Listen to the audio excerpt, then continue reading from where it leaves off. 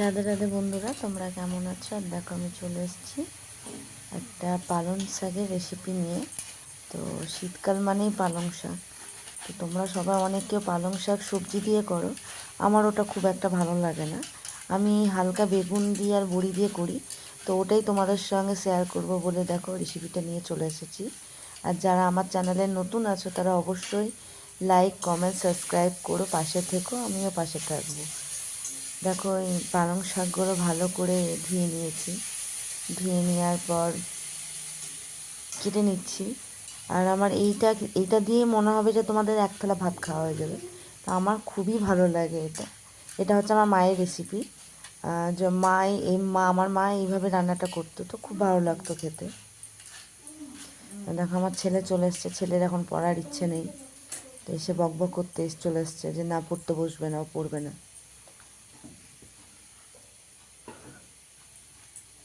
আর শাক কী বলো, যতটা কুচি কুচি করে কাটা যায় ততটা টেস্টি হয়। তো এবার হচ্ছে আমি খুব একটা কুচি করে কাটতে পারি না, তবে আমার মায়ের শাক, মাসির শাক যদি কাটা দেখো তাহলে বলবে হ্যাঁ শাক কাটা মানে একটা শাক দেখলাম। তো যদি কোনো দিনও সময় হয় তাহলে আমি অবশ্যই তোমাদেরকে ওটা দেখাবো, শেয়ার করব তোমাদের সঙ্গে। তো আমি হচ্ছে শর্টকাট মেরে দিই চাকু দিয়ে, কারণ এই জিনিসটা তো এমনিও গলে যাবে, গলে গেলে এমনিও কিছু বোঝা যাবে না। তো ওই জন্য হচ্ছে আমার হচ্ছে শর্টকাট শাক কাটা, মানে আমার শাক কাটা দেখে তোমরাও নিজেরা হাসবে, দেখতে পাবে, দেখতেই পাচ্ছ। তো এইভাবে শাকগুলো সব কেটে নিয়েছি, কুচো করে নিয়েছি। এবার দেখো কমপ্লিট। এবার কড়াইয়ের মধ্যে তেল দিয়ে নিয়েছি। তেল দিয়ে নেওয়ার পর দেখো রসুনগুলো থেতো করে নিয়ে সে মধ্যে দিয়ে নিলাম একটা কাঁচা লঙ্কা দিয়ে নিলাম, আর একটুখানি হচ্ছে তোমার এই যে কালো জিরে দিয়ে নিলাম। একটু নাড়াচাড়া করতে লাগবে। নাড়াচাড়া জিনিসটা যখন লাল হয়ে যাবে, মানে খুব লাল না, হাফ যখন লালচে হয়ে আসবে, যখন একটা ভাজা ভাজা খুব সুন্দর স্মেল উঠে আসবে, তখন এটার মধ্যে কুচি করে কাটা বেগুনগুলো দিয়ে নেবে। দেখো বেগুনগুলো আমি দিয়ে নিয়েছি। আর বেগুনগুলো একটু মোটা করেই কেটেছি, কারণ বেগুনটাও এমনি ঘেটে হয়ে যাবে, তো ওই জন্যই আর কি। তো একটু মোটা করে রাখলে অতটা মানে ঘাটে না, একটু গোটা গোটা থাকে। তো দেখো আমি এরকমভাবে ভেজে নিলাম একটু তেলের মধ্যে, দিয়ে শাকগুলো দিয়ে দিলাম। এবার শাকগুলো দেওয়ার পরে এর মধ্যে অনেক কিছুই দিতে লাগবে, যেটা অনেক কিছু বলতে ওই রকম না। এই দেখো আমি একটুখানি হলুদ দিয়ে নেব এবার। দেখো হলুদ দিয়ে নিলাম। হলুদ দিয়ে নেওয়ার পরে তোমার মানে শাকটা কি বলো তো, মানে দেখেই পালং শাকটা টেস্টি লাগে। এই দেখো স্বাদ মতন লবণ দিয়ে নিলাম। আর হচ্ছে তোমার দেখো একটু চিনি দিয়ে নিলাম, কারণ আমাদের একটু প্রত্যেকটা জিনিস একটু মিষ্টি। আর সেদিনকে আমার বাড়িতে একটু আদা ছিল না, নাহলে আদা যদি তোমরা একটু গ্রেটারে করে ঘষে দাও ওটা খুব টেস্টি লাগে। তো সেদিনকে ছিল না, ওই জন্য ওটা স্কিপ করে গেছি। তো দেখো নাড়াচাড়া করে এবার আর কি ঢাকা দিয়ে নেব। এটা সেদ্ধ হতে তো লাগবে, সেদ্ধ না হলে তো তোমার শাকের টেস্ট পাওয়া যাবে না। আর তোমার এই দেখো নাড়াচাড়া ভালো করে নিলাম। আর শাকে থাক থেকে এমনিই জল বেরোয়, তার মধ্যে লবণ দিয়েছি আর ওই জল।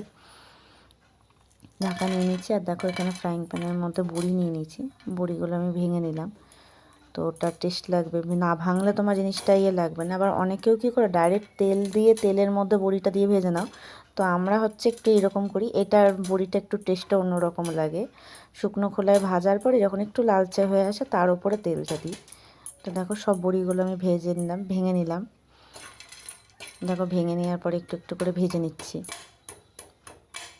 একদম এখন ফুটবল খেলা চলছে, বুঝতেই পারছো, ফুটবল খেলা তো চালাতে লাগবে, নাহলে তো হবে না।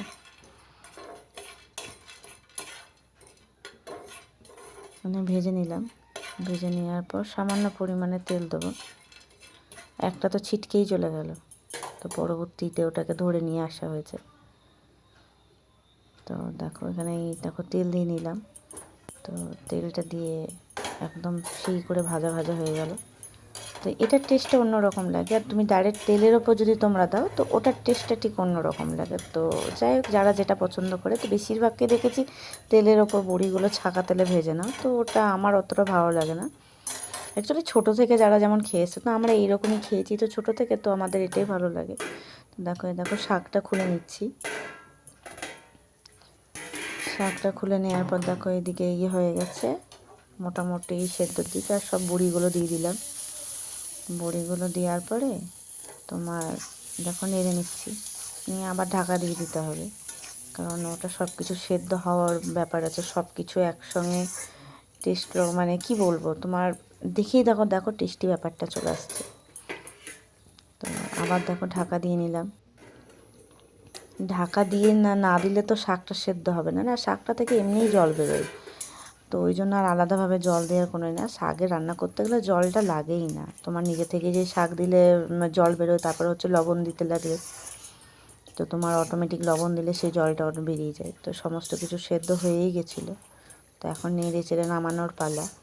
তো এটা যদি যারা তোমরা ধরো নিরামিষ খাবে তারা রসুনটা স্কিপ করবে, শাকের মধ্যে একটু রসুন না পড়লে ঠিক টেস্টটা হয় না।